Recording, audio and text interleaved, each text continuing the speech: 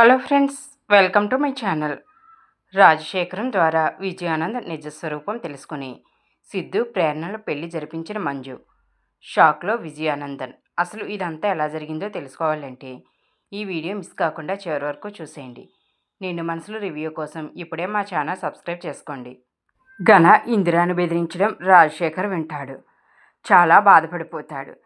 ఇందిర 2 రోజులుగా ఇంటికి రావకపోవడంతో ఘన ఈశ్వరి అయితే చాలా ఆనందపడిపోతారు. ఒరే, నువ్వు ఇచ్చిన కోటింగ్కి ఆ ఇందిర భయపడినట్టు ఉంది, అందుకనే తను రావటం లేదు, మనకు అదే కదా కావాలి అని అంటుంది. అవునమ్మా, ఇక బెదిరిపోయినట్లు ఉంది, అందుకనే తన కూతుర్ని తీసుకుని ఊరు వదిలి వెళ్ళిపోయిందేమో అని అంటాడు. ఆ మాటలు విని రాజశేఖరం మరింత కంగారు పడతాడు. ఏంటి, నిజంగానే ఇంద్ర వెళ్ళిపోయిందా? అయినా ఇంద్ర వెళ్ళదు. ఇంద్ర వెళ్తానన్నా ప్రేరణ ఒప్పుకోదు. ప్రేరణ గురించి నాకు తెలుసు కదా, ప్రేరణకు ధైర్యం ఎక్కువ, ఏదేమైనా ఇక్కడే ఉండాలి అని అంటుంది. అయినా ఎందుకు రాలేదు? రోజు వచ్చి నాకు సేవలు చేసేది. ఇప్పుడు తన్ని చూడకుండా నేను ఉండలేకపోతున్నాను అని అనుకుంటాడు. ఎలాగైనా త్వరగా కోలుకోవాలి అని అనుకుంటాడు. తనైతే వీల్చైర్లోంచి లేవడం అయితే మొదలు పెడతాడు. అలా రోజు ఈశ్వరి ఇచ్చి టాబ్లెట్లు వేసుకుంటూ ఘన ఈశ్వరి లేనప్పుడు రూమ్లో తనకు తానుగా లేవడం అయితే నెమ్మదిగా మొదలు పెట్టడంతో కొంచెం కొంచెం అయితే రాజశేఖరం పైకి లేస్తాడు. మరి ఇంకొక 2 రోజుల్లో నాకు పూర్తిగా నయమైపోతుంది.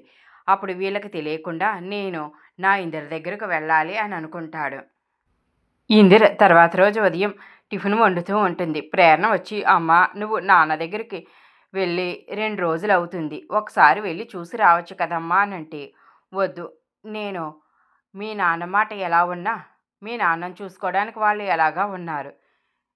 మీరు నాకు దూరం అయితే నేను తట్టుకోలేను. నేను మీ గురించి ఆలోచిస్తున్నాను. నేను ఇక ఆ ఇంటికి వెళ్ళను అని అంటే, ప్రేరణ, ఏంటమ్మా ఇంత పిరికిదానిలా మాట్లాడుతున్నావు? నేను చెప్తున్నాను కదా నువ్వు వెళ్ళు అని అంటే, లేదు ప్రేరణ, ఇక నన్ను వదిలే. నేను ఎలాంటి సాహసాలు చేయలేను. ఆ ఘనాగాన్ని ఎదుర్కొనే శక్తి నా దగ్గర లేదు అని అంటుంది. ఇంతలో సుధా వచ్చి, ఏంటక్క నువ్వు అలా అక్కడ నన్ను తమ్ముడు అని అనేసావు? అవునరా, నేనేదో కంగారులో అనేశాను. ఆ ఘనగాడికి నీ మీద అనుమానం రాలేదు కదా అని అంటే, ఇప్పటికైతే ఈ అనుమానం రాలేదక్క, ఏదో అలా మేనేజ్ చేశాను. ఇక నువ్వు ఎప్పుడు జాగ్రత్తగా ఉండక్క అని అంటే, అవును, ఆ రోజు ఏమన్నాడు, నువ్వు ఎందుకు అలా ఉన్నావు అని అంటాడు. అయినా ఎందుకు బావగారి దగ్గరికి వెళ్ళలేదు అని అంటే, జరిగిన విషయం అంతా సుధాతో చెప్తుంది. నేను అందుకనే వెళ్ళడం లేదు, ప్రేరణ ఏమో వెళ్ళమంటుంది. అక్క, నువ్వు చేసింది మంచి పని. ప్రేరణ చెప్పిన మాట విని నువ్వు అక్కడికి వెళ్ళకు. ఆ ఘనగాడు ఎంత నీచుడో తెలుసు కదా, వాడు ఎంతకైనా తెగిస్తాడు అని అంటుంది. మావయ్య, నువ్వు కూడా ఏమిటి, అమ్మకు ధైర్యం చెప్పాల్సింది పోయి నువ్వు కూడా భయపడుతున్నావు అంటే, అవునమ్మా, నీకు తెలియటం లేదు. అసలు నాకు ఒక్క నిమిషం గుండె ఆగినంత పని అయ్యింది. ఏదో నా అదృష్టం కొద్దీ తప్పించుకున్నాను. కొడుకే అనుకుంటే ఆ తల్లి ఆలోచనలు కూడా చాలా దారుణంగా ఉన్నాయి. ఆ తల్లి కొడుకు ఇద్దరు నన్ను చంపేసేవాళ్ళు. నా అదృష్టం బాగుండి మీ ముందుకు ఇలా వచ్చాను అని అంటాడు. సారీరా తమ్ముడు, నా వల్లే నీకు ఇన్ని సమస్యలు. నా గురించే నువ్వు ఎంత ఇబ్బంది పడుతున్నావని అంటే, పర్వాలేదులే అక్క, మీరు క్షేమంగా ఉండాలి, అలాగే మీరు ఆనందంగా ఉండాలి. మీ ఆనందం కోసం నేను ఏమైనా చేస్తాను అని అంటాడు. రాజశేఖరం లేచి నడవగలగడం మొదలు పెడతాడు. ఇంట్లో ఘన ఈశ్వరి లేని టైం చూసి బయటకు వచ్చేస్తాడు. నేరుగా ఇందిర ఇంటికే వస్తాడు. ఇందిర, ప్రేరణ, ఐశ్వర్య కూడా రాజశేఖరాన్ని చూసి చాలా ఆశ్చర్యపోతారు. నాన్న, మీకు నయమైపోయిందా అంటూ ప్రేరణ, ఐశ్వర్య దగ్గరకు వస్తారు. ఇందిర కూడా, ఏవండి, నేను అసలు నమ్మలేకపోతున్నాను, ఇదంతా నాకు కలలాగే ఉంది అని అంటే, లేదు ఇందిర, నాకు నయమైంది. నువ్వు వచ్చి రోజు నాకు సేవ చేసేదానివి కదా, నువ్వు చేసిన సేవతో నేను ఈరోజు ఇలా ఉన్నాను అని అంటాడు. నాన్న, మేము ఇన్ని రోజులు చాలా అవమానాలు పడ్డాము అని ఐశ్వర్య అంటుంటే, ప్రేరణ, ఏ ఆగవే, నాన్న ఇప్పుడే కదా వచ్చారు, ఇప్పుడు ఆ విషయాలన్నీ ఎందుకు అని అంటే, రాజశేఖరం, చెప్పని అమ్మా, ఐశ్వర్య చెప్పకపోయినా నేను ప్రతిదీ చూస్తూనే ఉన్నాను. నేను మాట్లాడలేకపోయాను, కానీ అక్కడ జరిగే విషయాలన్నీ నాకు వినిపిస్తూనే ఉన్నాయి. కానీ ఏం చేయను, ఏమీ చేయలేని పరిస్థితుల్లో నేను ఉన్నాను. ఇప్పుడు నాకు బాగా నయమైంది. ఇక మీకు ఎలాంటి ఇబ్బందులు ఉండవు. నా వలన మీరు చాలా అవమానాలు పడ్డారు. ఇక మీకు ఎలాంటి అవమానాలు లేకుండా మీరు ఎలాంటి బాధ పడకుండా నేను చూసుకుంటాను అని అంటాడు. నాకు ఒక ముఖ్యమైన పని ఉంది. ఇప్పుడు నేను బయటకు వెళ్ళాలి అని అంటే ప్రేరణ ఏంటి నాన్న ఇప్పుడే వచ్చారు. వెంటనే మళ్ళీ ఎక్కడికి వెళ్ళడం అని అంటే ఇది చాలా అవసరం అమ్మా అని అంటాడు. వద్దు నాన్న మీరు ఇప్పుడు ఎక్కడికి వెళ్ళొద్దు అని అంటే లేదమ్మా నేను ఇప్పుడే వెళ్ళాలి. అసలు నాకు యాక్సిడెంట్ ఎలా జరిగిందో ఎవరు చేయించారో నేను అక్కడికి వెళ్ళి వచ్చిన తర్వాత మీతో చెప్తాను అని అంటే ప్రేరణ ఏంటి నాన్న మీరు చెప్పేది మీకు యాక్సిడెంట్ చేయించడం ఏంటి అని అంటే అవునమ్మా అవన్నీ మీకు వచ్చిన తర్వాత చెప్తాను అంటూ రాజశేఖరం అక్కడి నుంచి నేరుగా విజయానంద్ ఇంటికి వెళ్తాడు. ప్రేరణ అయితే ఏంటి నాన్నకు ఎవరు యాక్సిడెంట్ చేయించారు అసలు నాన్న ఇప్పుడు ఎవరిని కలవడానికి వెళ్ళారు అని ఆలోచిస్తుంది.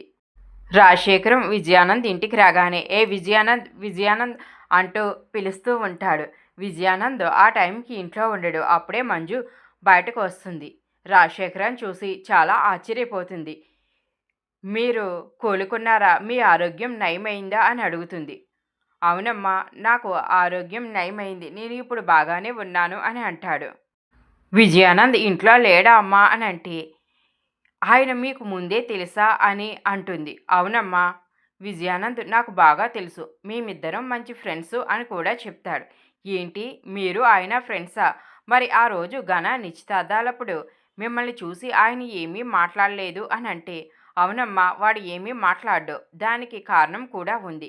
నేను ఆ రోజు ఆ పరిస్థితుల్లో ఉన్నాను అంటే ఇప్పటి వరకు నేను అలాగే మంచానికే పరిమితమైపోయానంటే దానికి కారణం ఎవరో కాదమ్మా విజయానందే నాకు యాక్సిడెంట్ చేయించాడు. తన నిజ స్వరూపం ఎక్కడ బయట పెడతానో అని తన గురించి ఎవరికి ఏ నిజాలు తెలియకూడదని నన్ను యాక్సిడెంట్ చేసి చంపాలని అనుకున్నాడు. కానీ నేను చనిపోకుండా మంచాన పడి ఉన్నాను. ఇన్ని రోజులు జీవత్సంలా బతికాను. దానికి కారణం విజయానందే అని అంటే మంజు ఏంటండి మీరు చెప్పేది నేను నమ్మలేకపోతున్నాను అని అంటే మీరు నమ్మరమ్మా నాకు తెలుసు కదా ఆ విజయానంద్ ఎలాంటివాడో నాకు బాగా తెలుసు. వాడు ఎవరినైనా ఇట్టే మోసం చేయగలడు. మీకు అందుకనే సాక్ష్యాలతో సహా ఆ విజయానంద్ నిజ స్వరూపం చూపిస్తానంటూ తన దగ్గర ఉన్న ఫోన్లో వీడియోలన్నీ చూపిస్తాడు. ఇక అది చూసి మంజు అయితే చాలా షాక్ అయిపోతుంది. ఏంటి సిద్ధు చెబుతూనే ఉన్నాడు ఈయన గురించి నేనే నమ్మలేదు. అవునమ్మా అంతేకాదు ఏ పాపం తెలియని నా కూతురు గురించి చాలా తప్పుగా మాట్లాడుతున్నాడు. ఇందిర నా భార్య ప్రేరణ ఐశ్వర్య నా రక్తం పంచుకు పుట్టిన కూతుళ్ళు అని చెప్తాడు. మీరు వాళ్ళని చాలా తప్పుగా అర్థం చేసుకున్నారమ్మా అని అంటాడు. మంజు రాజశేఖరానికి సారీ చెప్తుంది. నన్ను క్షమించండి నేను ప్రేరణ వాళ్ళని చాలా అవమానించాను. అది తలుచుకుంటే నాకు చాలా సిగ్గుగా ఉంది అని అంటుంది.